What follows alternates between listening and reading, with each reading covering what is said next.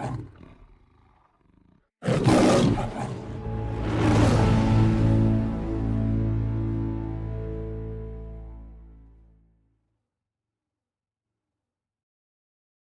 watching us. I don't know what the hell that is. I don't know, man, but no planes ride that low. What the hell is that? The Pentagon has confirmed the existence of the $22 million initiative that studied UFOs for at least 5 years, beginning in 2007, and they released video. Some people find what we call UFOs terrifying, or they just want to dismiss it and say it's all nonsense. I'm not joking. Where there? Look at how it's moving. It's really not all nonsense, but it's not what you think it is either. They're very large. 9 feet, 10 foot, I don't know, they're like aliens to us. They're shiny eyes and they're not human. They're 100% they're not human. It turns out there was a UFO program in the Pentagon secretly studying us for years. There is something there. There is something provably there. And at least initially, it cannot be explained.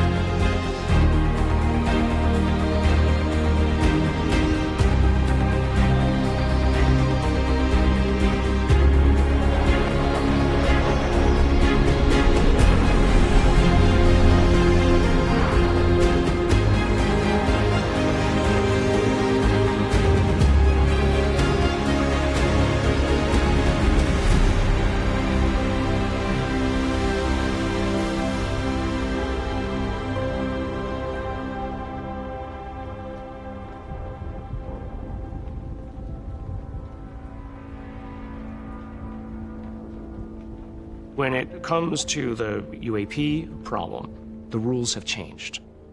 I mean, the best evidence is what your government is doing about it.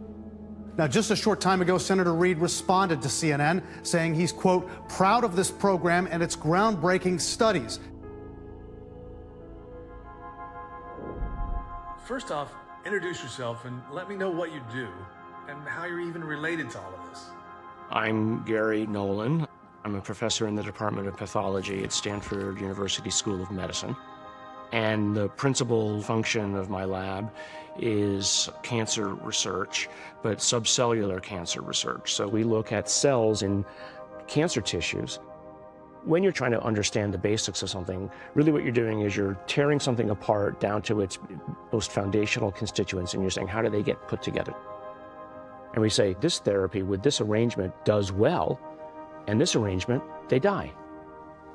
Rules. It's the basics of science. Several years ago, some people who were associated with the CIA and an aerospace company came to my office one day unannounced, and they said, hey, we need to talk to you because people say that you have a blood analysis tool, and we're doing complete medical workups of these people who've claimed to have interactions with something, whatever it is, and it was varied, 100 different people. But we have all of this medical data, including like MRIs of their brains and all the rest. Since you have the best blood analysis, we need your help. And then they started talking about UAP, or UFOs. And I thought it was a joke. I really did. I actually thought there was some sort of a candid camera moment. I was looking around like, okay, well, there's a bridgeway over there. Is there a camera that's looking at me? Am I gonna, is this a big joke? But no, they were very deadly serious. Did the data point to a conclusion of any kind or an understanding of any kind about these scans? Well, I mean, the understanding that we saw, at least of the brain scans that we had, was that it was random patches of white matter disease, dead tissue in the brain. All of them? Oh yeah, absolutely. You know, at first glance, it looks like multiple sclerosis. You get these random white matter patches in the brain, and as those patches progress, people lose more and more function, control over their body. These look similar at first glance, but they're non-progressing. And multiple sclerosis progresses unless you intervene. So a few patches become 10 patches, and they get larger. These cases were what we would call acute, non-progressing. So I thought, this is weird. They all seem to have this. At first we thought it was damage, but this was in fact living tissue. And so that's something that needs an explanation.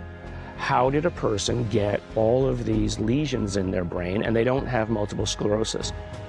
What happened to them? I know I'm a little slow, but that's not an airplane. It's not a rocket. Maybe the dragons have been released. Somebody pissed off Godzilla. I don't know. What the hell is this? Whatever it is, it's shaking my house. Now, as it turned out, the 100 events that we had, probably about 85 of them actually were Havana syndrome patients. Havana syndrome. Havana syndrome. Havana syndrome. Covert sonic weapon. A mystery illness which has affected U.S. diplomats. It causes dizziness, nausea, even brain damage. Serious illness called. What is the Havana syndrome? So there were situations around the world where our diplomatic corps were complaining of noises in their head, headaches, rashes, sickness, etc. And it's been generally determined that these are some sort of energy weapon which is being used to harass our diplomatic corps. I mean, this is known from way back in Moscow during the Soviet Union. It's not hard to do. I mean, take the front mesh off of your microwave and stick your face in front of it, and you'll find out exactly what an energy weapon is. And it turned out that 85 people that we had actually were Havana syndrome patients. But that left 15 people on the table. And we said, well, what's special about these people? Well, they were all extremely high functioning. They were all, in many cases, what you would call savants, right? They were 130, 140 IQ plus. Why? Because these are DoD people. They were also pilots. And when you looked at their stories, they were entirely about UAP. There's a whole fleet of them. Look on the ASA. My gosh. The release of U.S. Navy pilots' cockpit footage and testimony about possible UAPs has caused a media frenzy. No distinct wings, no distinct tail. It seemed like they were aware of our presence because they would actively move around us. This video captured by a fighter pilot with a cell phone that shows a metallic object that you might miss if you blink. 3 key former military officials set to testify. David Fravor, a former Navy commander who took video of a UAP. As we looked around, we noticed a white tic-tac object with a longitudinal axis pointing north-south and moving very abruptly over the water. There were no rotors, no rotor wash, or any sign of visible control surfaces like wings. Former Navy pilot Lieutenant Ryan Graves calls whatever is out there a security risk.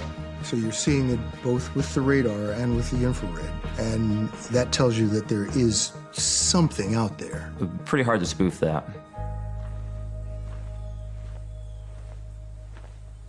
My particular case, a couple weeks after finishing my training, found myself out in the Middle East preparing for combat operations. We conducted those operations for about 4 months and returned back to the eastern seaboard of the United States. We started upgrading some systems and doing repairs. We upgraded the radar system. And when we did this, flying with a more advanced radar, we'd be seeing objects that were operating in the working areas that we hadn't seen just that morning.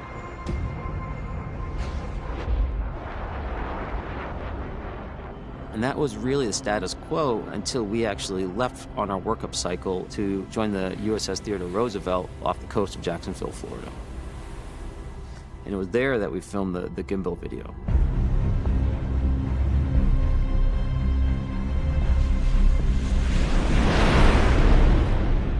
We all fly out together, we do our training, and we fly back as we run out of fuel, essentially one by one. two aircrew that I know well were returning to the boat when they picked up radar contact of 4 or 5 objects that were flying in a wedge or V formation.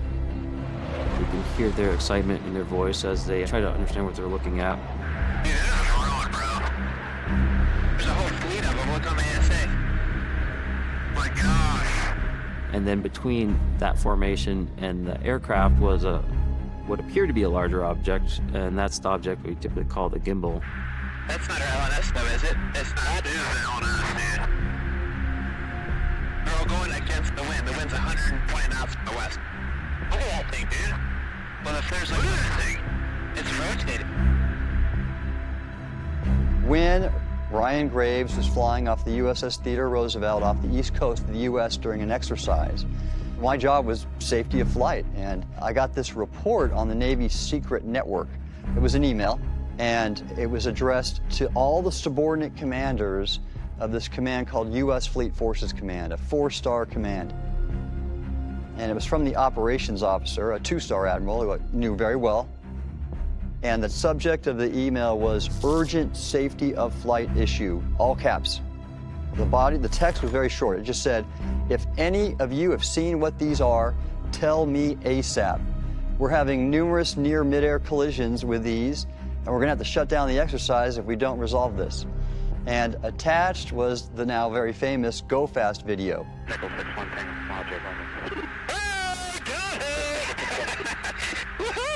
Roger. There's troubleshooting. Did you box moving target? No, I took an auto track. Oh, okay.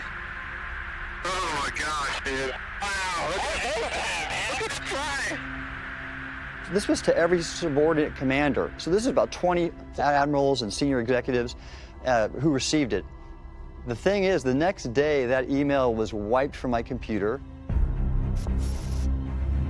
and everybody else's, and no one talked about it when I went to monthly meetings with the commander and all the people who received that email, which I have a problem with, because this was a safety of flight issue, resulted in the pilots, Ryan Graves, having to mitigate his own safety threats with no senior officer supporting him, which is a big problem.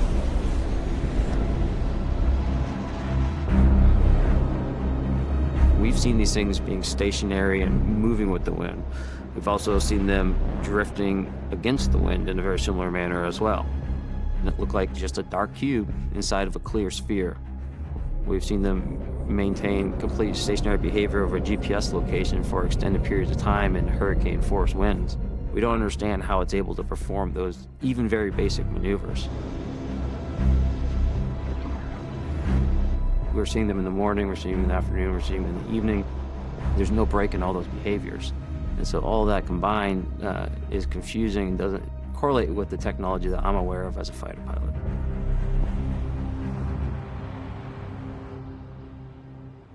This story has a way of engulfing you, whether you want it to or not.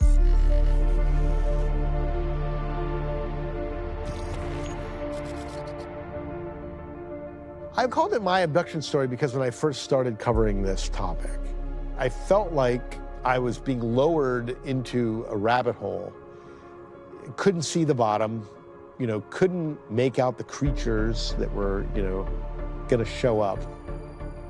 If you would have told me 6 or 7 years ago where we'd be today, it would be kind of shocking.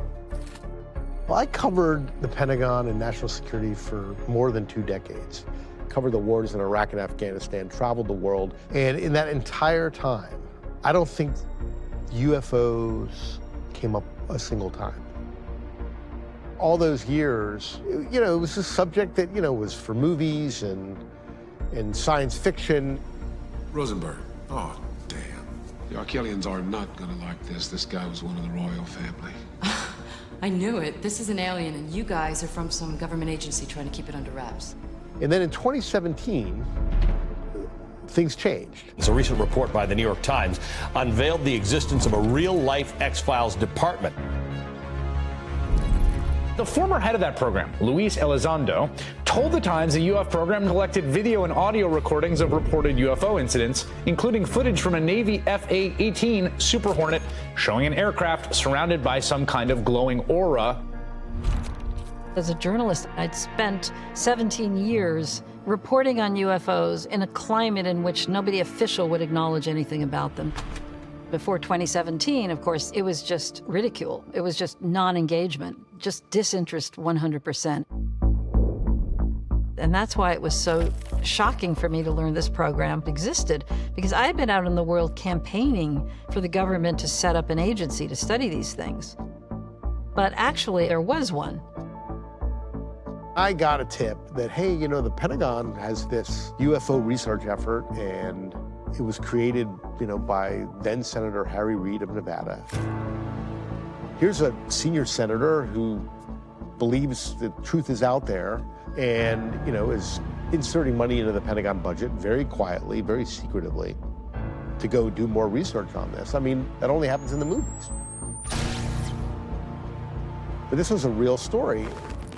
Our story actually ran the same day as the New York Times. I think they beat us by like an hour or something like that.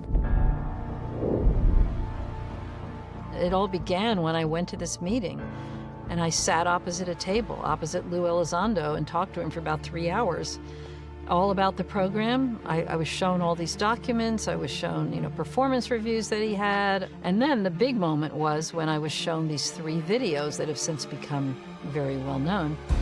These haunting images, part of a bombshell first admission by the military of a government program investigating sightings of UFOs.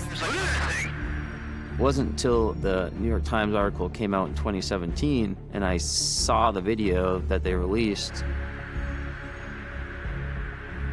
Obviously a strange moment of deja vu until I realized that those are, you know, my friends' voices. That's when I realized that this was a problem that clearly wasn't being resolved. Pilots who come forward, you know, not just somebody off the street, but, you know, 20-year veterans flying F-18s, entrusted with millions of dollars of taxpayer money and high-performance aircraft, coming back and saying, listen, we were on this training mission and we were stalked by these orbs for days. And it wasn't just the pilots, but it was the radar operators on warships that were also part of this flotilla. So you can't just dismiss it.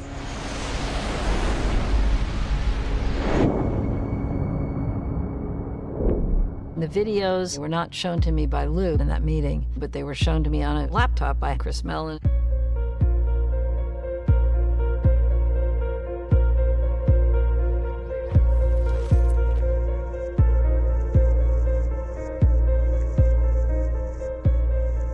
Christopher Mellon served as Deputy Assistant Secretary of Defense for Intelligence for Presidents Clinton and George W. Bush, and had access to top-secret government programs. So it's not us, that's one thing we know.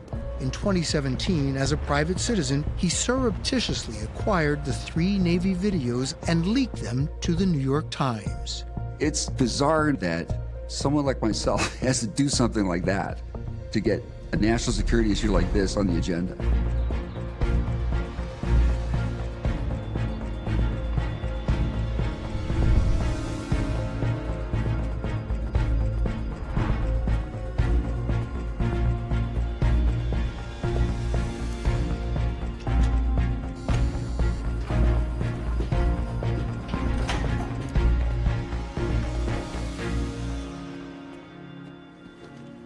It had to be a very personal decision you had to make to even talk to Leslie at first. No, actually, people don't realize this. She was kind of auditioning for me. I had the Washington Post and Politico and the New York Times competing for this story. I didn't want to spend months and months and then find out that, oh, her editors are not going to run it. Competition's usually a good thing. The New York Times seemed to be the best opportunity. But it wasn't as though they found me. I reached out to them. Chris Mellon became involved with Luis Elizondo while he was still at ATIP, which was this Pentagon group that had been studying UAP.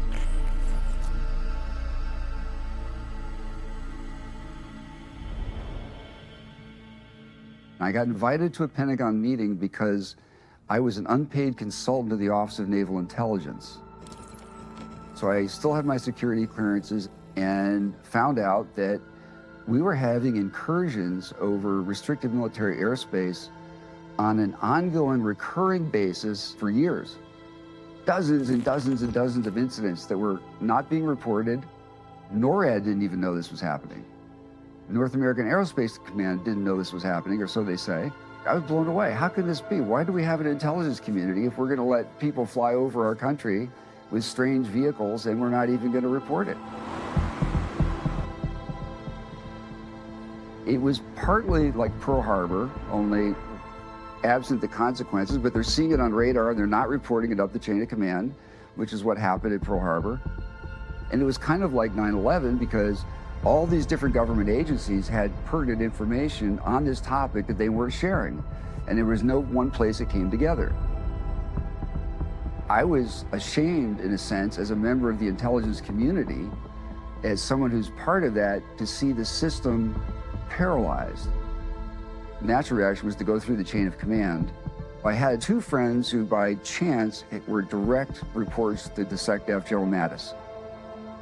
But the bureaucracy, nobody wanted to touch it. It was a hot potato. Nobody would take ownership.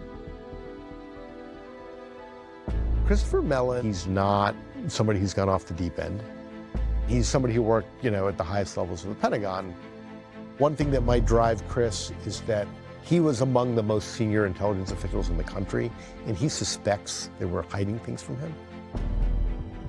When I was in the government, this was an issue that you just didn't talk about. There was always the risk that you were going to damage your reputation and, it might affect opportunities for promotion or jobs and so forth. So after months of trying to get some kind of favorable action, it became clear that we either had to give up and just allow this to continue, or we had to go to Capitol Hill and the press. Tonight, CNN has learned the Pentagon had a secretive program to research UFOs like the one Fravor spotted. The project was called the Advanced Aviation Threat Identification Program. All of this was on the record. All of this was documented. And because Senator Harry Reid was involved, it also gave the story credibility. It was pretty explosive. I mean, it was picked up a lot in our media, I think maybe even more in the international media. It was just like this firestorm. The military spent millions of dollars to look into UFO sightings. Millions of dollars for the project were pushed through by former Senate Majority Leader Harry Reid. But the funding for the project was so-called black money, meaning that was secret money for classified programs. They just didn't want it talked about. That could be a military threat. We should be looking at it. But on the 1 in a million billion chance that it really is ET, we kind of want to know that too. It was a thrilling moment for them. It was a breakthrough. It was unprecedented. It was significant. But I would like to correct the record a little bit. The New York Times had virtually no impact on the legislative or executive branches of government. What were you hoping the impact of it would be? I thought Congress would be seized with this. They'll be demanding briefings, demanding to know what's going on. That's not what happened. To my great surprise, marks a turning point in the history of this issue. But had it been that story alone, we wouldn't be having this conversation.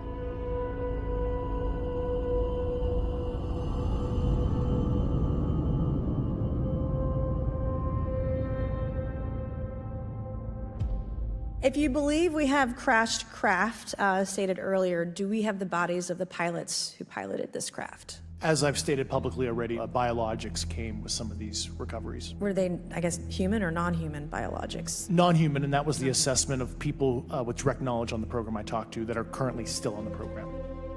Now, the committee says this could be the first of several hearings, with some lawmakers saying next they would like to hear directly from some of the pilots who have encountered those objects firsthand.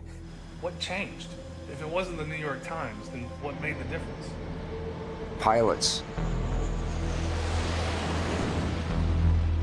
That's what really made the difference. It was the face-to-face with the naval aviators, describing their experiences. When I pursued this, my personal logic was that, hey, I'm representing myself. I'm going to talk. I'm not going to be wearing a uniform. I'm not going to say I'm Lieutenant Graves and I'm saying X, Y, or Z. I just wanted to speak as someone that had experiences, that was talking about them in my own time.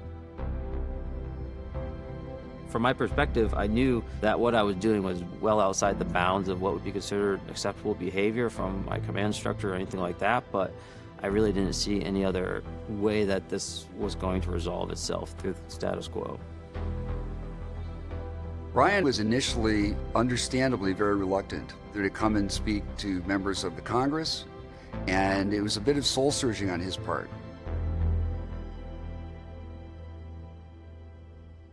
What to me is so intriguing about it is, in the past, if a pilot saw something, there wasn't any way of really corroborating, was this human error, was this fatigue on the pilot's behalf, was this a problem with the instrumentation? But now there are any number of documented incidences where there are multiple instruments recording something out there. So it's not just the pilot, it's not just one tool. There is something there. There is something provably there. And at least initially, it cannot be explained. I just knew that I had a responsibility to talk about what I knew and describe what I knew and what I didn't know as clearly as possible. I ended up going to the Pentagon to kind of start the conversation. We transitioned from the Pentagon up to the Senate Armed Services Committee. We had a closed-door meeting. I mean, honestly, I was pretty terrified, frankly. Did not want to go there, if you will. I did not want to go there. Ryan was one of the first pilots, maybe the first pilot, to come forward and brief members of the armed services and intelligence committees behind closed doors. It was pretty clear that this was not necessarily going to be well received by his colleagues in his squadron and by other Navy officials, and yet he decided to do so. At least I can say at some point in my life, I really, truly pursued something that I felt I believed in. You've also, I believe, discussed and know of many more pilots. This is just those that you're currently working with. Is that correct? Can you expand on that? When we were first experiencing these objects off the eastern seaboard in the 2014 to 2015 time period, anyone that had upgraded their radar systems were seeing these objects. I didn't have a massive interest in UFOs growing up. I kind of a standard interest that I guess most young people do with X-Files and E.T. and things in movies. It was only in 2017 when the New York Times article came out that my interest was really piqued. And I think at that point, I was hooked, absolutely hooked. And so I wanted to kind of document where my mind was going on the subject. And so I created an Instagram account in early 2023. I kind of came in at the right time where the congressional hearing was happening, and I think I was one of the only, if not the only person putting content out in real time. Mr. Fravor, the Tic Tac incident that you were engaged occurred in 2004. What kind of reporting took place after that incident? None. We had a standard debrief where the backseaters went down to our carrier intel center and briefed what had happened, and that was it. In the UK, they're a lot more reserved, I think, about the subject, and we haven't seen much talk from the government at all. The congressional hearings were just groundbreaking because we'd never had anybody ever in history on oath saying these things are real and these are my experiences. In front of Congress with the hand up, passing off their experiences for the world to see live on TV was just incredible. We would see these objects being at 0.0 Mach, that's zero airspeed. These objects were staying completely stationary in Category 4 hurricane winds. These same objects would then accelerate to supersonic speeds, 1.1, 1.2 Mach, and they would do so in very erratic and quick behaviors that I don't have an explanation for. Stories are anecdotes. And that's not a bad thing. I mean, in medical literature, you can write about a case report, which is an anecdote of a single individual story, and that goes into the literature. There are traditional and standard ways to get stories as long as there's data associated with it. Now, let's talk about the science of it. If you have 100 people who've got the same internal scarring, looking at the brain scans, that's data. And so that's something that needs an explanation. How did a person get all of these lesions in their brain and they don't have multiple sclerosis? Is there a commonality that we can observe? And there was a couple of reports in the literature that I found that linked this area of the brain to intuition. And that was interesting because I thought, well, wait a second, intuition in an area of the brain that has to do with body movement. Let's say that you're at a party and you're walking around the room. You need to predict where people are moving, but that moment when somebody does something unexpected, you have to react to it quickly.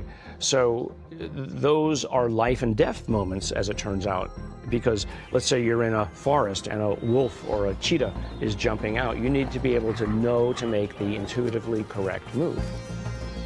All the studies that have come since then have said that intuition, whatever it is that you want to call intuition, resides in this part of the brain. I've looked at the data and I say that there's something worth studying here. I'm only here to give you the data. You guys can argue till the cows come home what it is.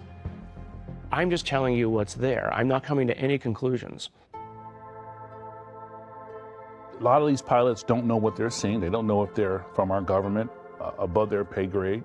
They don't know if they're from adversaries, state actors, non-state actors, private entities.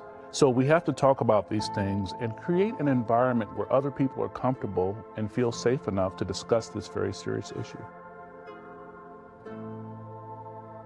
You got a lot of pilots out there who've seen things independently who have been too afraid to say anything. Yeah, that was one of the things that was striking in having a chance over the course of a couple of years to get to know Senator Harry Reid.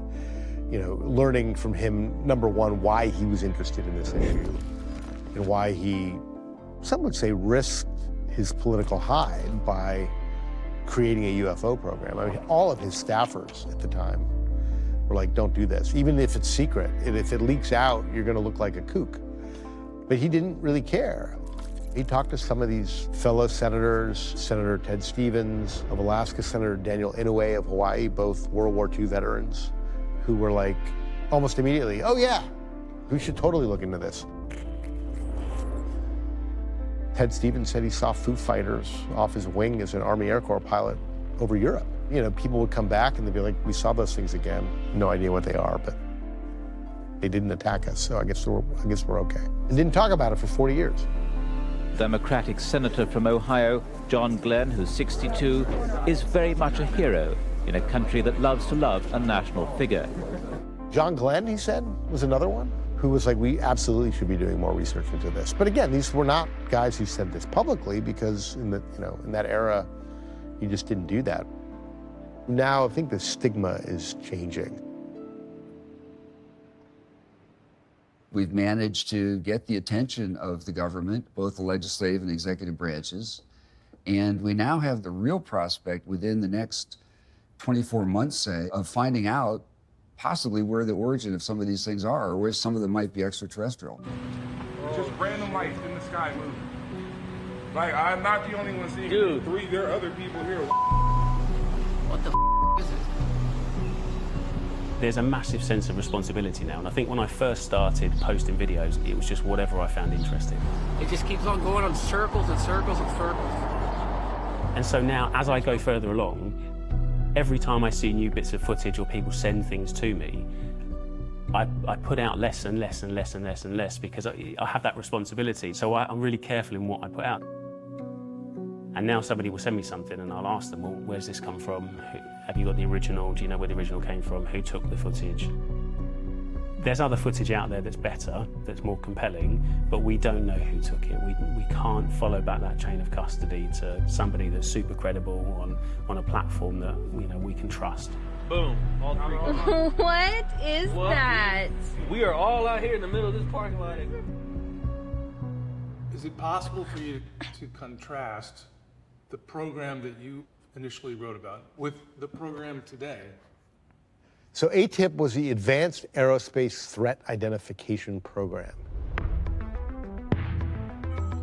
which was set up in 2007 at the direction of Congress, mainly to look into these reports from military pilots. ATIP was a very small operation within the Pentagon. It didn't get very far either. The senior leadership in the Pentagon doesn't want to hear about it. They don't want to spend resources on it. It didn't have funding in the later years. There was just a group of dedicated people who kept on doing what they were doing before when they did have some funding. That entity was kind of transformed numerous times. It became the UAP Task Force, and a couple of years there, and that was acknowledged by the Office of the Director of Naval Intelligence that that entity existed. And that evolved. It kept changing its name, you know, and then it became this all-domain. What is it? The all-domain. Advanced. No, I know what it is. All-domain. What's the R? The all-domain anomalous resolution office. It's a horrible name. Acronym is ARROW. Leave it to the Pentagon to come up with something like that. It's great that it has an easy acronym because some of the previous names were absolutely insane. You couldn't even say them, and let alone say an acronym for them. Fuck the Pentagon with these acronyms. It's called the UFO office. I mean, come on. A Pentagon official confirmed this week that the U.S. government is investigating more than 650 potential UFO sightings. A team is examining the 650 cases. This office is up and running. I'm working with colleagues to make sure it's fully funded. So clearly the Pentagon is taking UFOs seriously.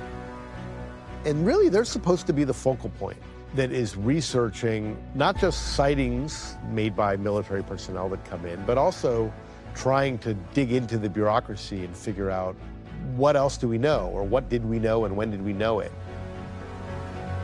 This is altogether different, fundamentally different. Now you've got an organization that's out in the open with ARROW, enjoys very strong support from Congress. It has a very wide mandate and a lot of latitude. It's got a large staff, it's growing. And you have the support from the intelligence community. You have direct access to the Deputy Secretary of Defense and the Director of National Intelligence. Now, all the national security agencies, all the intelligence agencies have to share information on this topic with this ARROW office. All the puzzle pieces are now on one table, and you can start fitting them together instead of being in different buckets spread all over the place. I'd first like to thank our witness, Dr. Sean Kirkpatrick, for testifying here and in today's earlier closed session, and for his long and distinguished career, both in the intelligence community and in the Department of Defense. Dr. Kirkpatrick, you can give your testimony. It's a privilege to be here today to testify on the defense's efforts to address unidentified anomalous phenomena. Do you know Dr. Sean Kirkpatrick? So Dr. Sean Kirkpatrick is a physicist by training. In his last assignment, he worked for the Space Command, and he worked in their intelligence shop. He's very well suited and qualified by dint of his training and background to lead this effort. But it's early days, so it remains to be seen how this is going to come out and where it's going. This is an issue of government transparency. We can't trust a government that does not trust its people.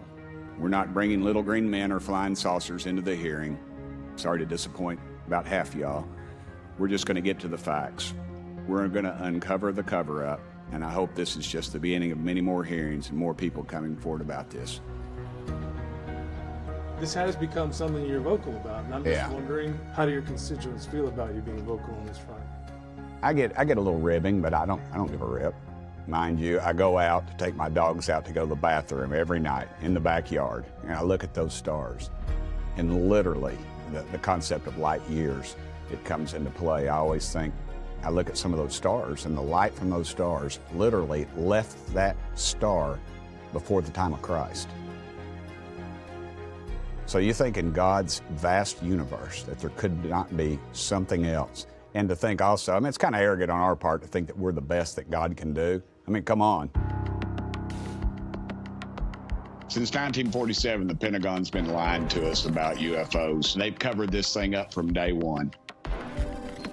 You look at Roswell in 1947, the military comes out and says, we've recovered a saucer. And then the next day, they trot that poor colonel out holding a hot air balloon, and there's no way in hell that they would have messed that up. You know, military intelligence is a whole lot like congressional ethics. It really just doesn't exist. What's going to happen is somebody's going to have to walk out with some information of one of these craft, either on the ground or flying, before they, you know, commit suicide by shooting themselves in the back of the head 5 times. I have legislation for this year's defense bill to guarantee that ARROW, they have access to special access programs, which are typically compartmentalized and highly classified, to make sure they're actually getting to see all the previous data, all the previous information. So all of those SAPs are opened to Dr. Kirkpatrick and the AARO team to review, to analyze, to understand. And so hopefully, whatever doors are still closed will be opened in the next year. And you mean the data that stretches back decades even to the Second World War or the 40s, 50s? So the first time anyone's seen unidentified aerial phenomenon and reported it to the federal government.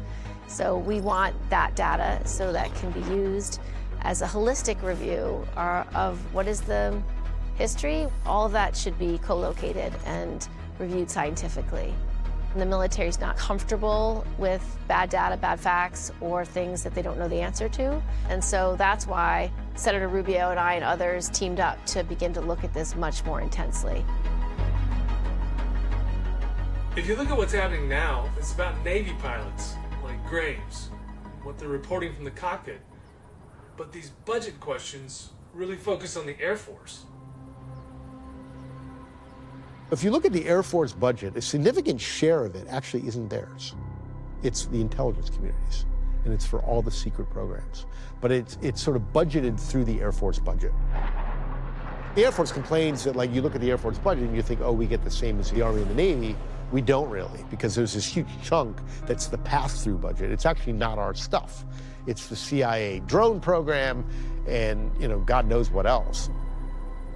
We do know that the government spends billions every year on secret aircraft, drones. I wonder if they don't want to play in this, not because they're hiding aliens, but if AARO is picking around and wants to know where's all the SAPs, the special access programs that might shed light on advanced technologies, and you're the Air Force, you don't want to open that up. The S1E1 Blackbird, Cold War spy plane, the F-117 stealth fighter, the B-2 bomber, those things were secret for 30 or 40 years. So imagine what they have now.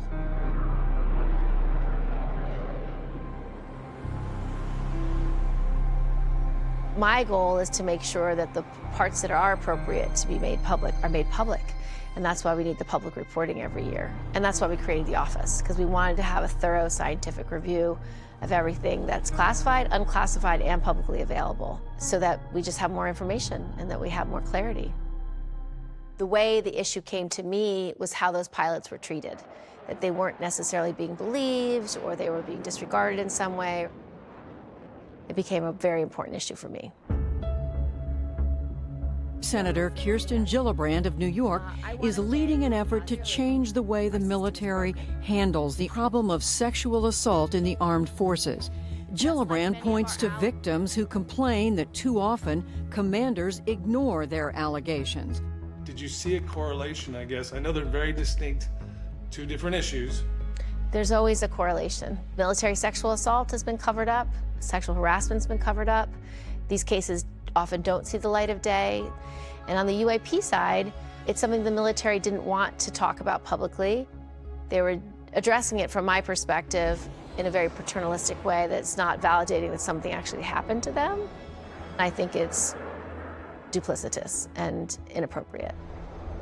Ryan, you say that you want to get to a point where people feel comfortable reporting them. Do they not? It's a big risk to go out publicly on this topic. At the end of the day, if you're going to highlight yourself, at least in the military aviation communities, for something like this, there's very little upside for you. In the Navy, we deal with problems after the fact and not before the fact. We fix things after people die, and we write our procedures and our lessons in blood.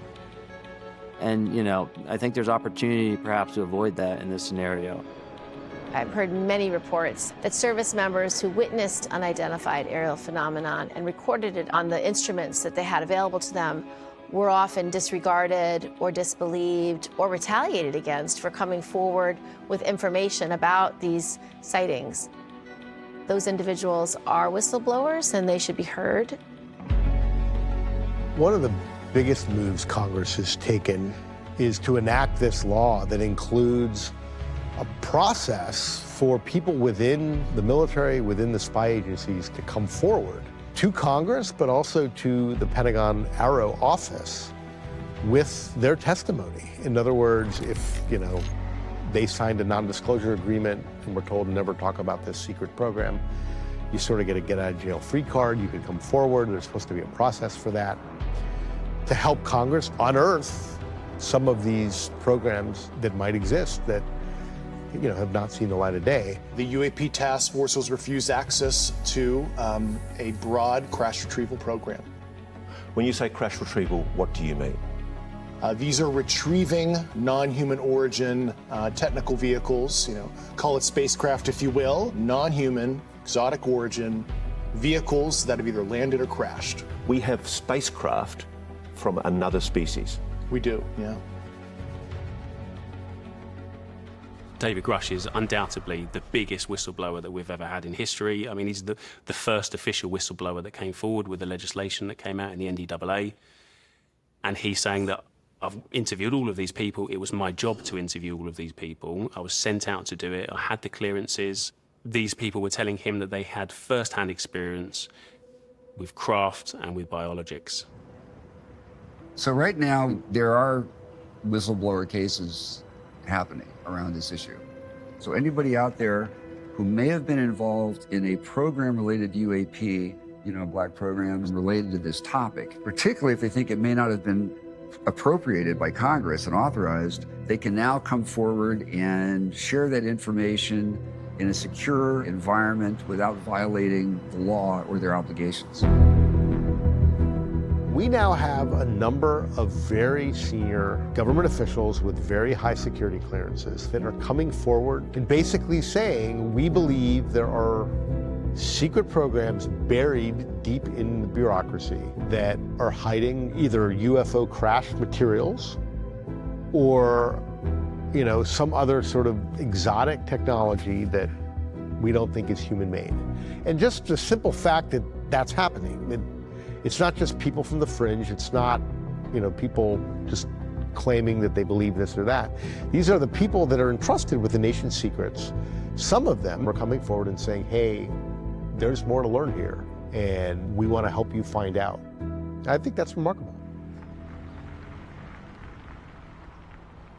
Because I'd helped those people from the government and the Aerospace Corporation that showed up in my office and gave them advice on how to do the kinds of analysis they wanted to do, they started coming back to me for more. A case in point is the Atacama mummy, which many people know about. I was brought to help study it because somebody thought it was an alien. In fact, I have to be honest. I reached out to them and said, you're claiming it's an alien. I can prove or disprove it, at least looking at its DNA, if it has DNA. I had 2 other Stanford professors, specialists in genetics, a bunch of graduate students, and I had the world's expert in pediatric bone disorders on the paper. That, of course, went worldwide. And you know what the title was? Stanford professor sequences DNA of alien baby. It was all over the world. I eventually proved that it was a human stillbirth with multiple mutations and bone dysmorphias. My entree to the UFO community was, the hated one. The guy who disproved that it was an alien. It's one of those weird ones where Gary Nolan's a significant character because the subject has lacked that scientific connection. So we rely on people like Gary Nolan to say, I've seen the evidence and this is how I've assessed the evidence. And we need people like Gary to do that for us. Because I'd gotten a Department of Defense award for doing ovarian cancer that came about the same time that I was doing the work, I was accused of being bought off. These kinds of conspiracy things that you never live down. I still see it in Reddit forums every once in a while.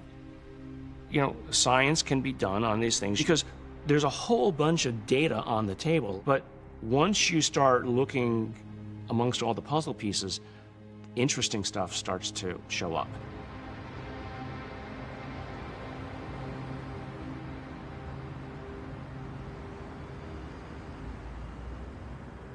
I was always driven by curiosity. I was at a boarding school. I was 7 years old, and the headmaster of the school, one of his neighbors, had taken a home movie of a UFO from his backyard. And the headmaster of the school was so excited about this, he felt we all needed to see this movie. We all saw a 3 to 5 minute segment of a massive golden disc-shaped object. And one of the things that was interesting was clouds look opaque, generally big cumulus clouds, white, but when something goes into it, you see it's actually not very dense, it's wispy. This is way before computer-generated imagery. This is Kodak, reel-to-reel kind of stuff. So I don't know how that could have been faked. And it went into the cloud, eventually disappeared, and then came out the other side. I was thunderstruck, and a bunch of us went running outside looking at the night sky that night, see if we could see something. And I started reading every book I could get my hands on. It gave me a lifelong interest.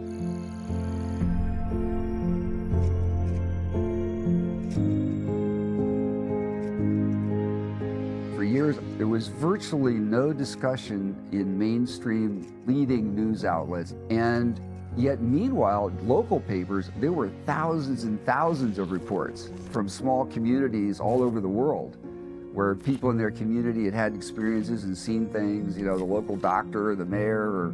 So there was a huge disconnect between the national media and the regional media. And why is there such a paradox? In 1950, I believe it was May of 1950, Enrico Fermi was a nuclear physicist, one of the fathers of the atom bomb. He was one of the seminal physicists involved in advancing research and our understanding of quantum mechanics and subatomic particles and so forth. He continued to visit Los Alamos after the atom bomb was developed during the summers. He was in the cafeteria lunching with some other scientists, and the issue of alien life came up. And he made this wisecrack, well, where is everybody? And everybody had a good chuckle about that, but that has become known as Fermi's paradox. If there's life in the universe and life elsewhere in our galaxy, how come we don't see any evidence? We don't detect any radio signals, etc. The ironic thing is that even as he was saying that, the director of security at Los Alamos had his hair on fire because there were so many UFO sightings right around Los Alamos. At the very same time he's saying that, I mean, everybody around Los Alamos, the security people, pilots, scientists, everybody was seeing these things. Just a few months before, there was an overflight of about 100 UAP over the town of Farmington, New Mexico. Front page news across the states. And so it's this huge disconnect with people in the scientific community saying, how come there's no evidence? And meanwhile, there's these things that could be alien probes that are swarming all around the very facility where they're saying this.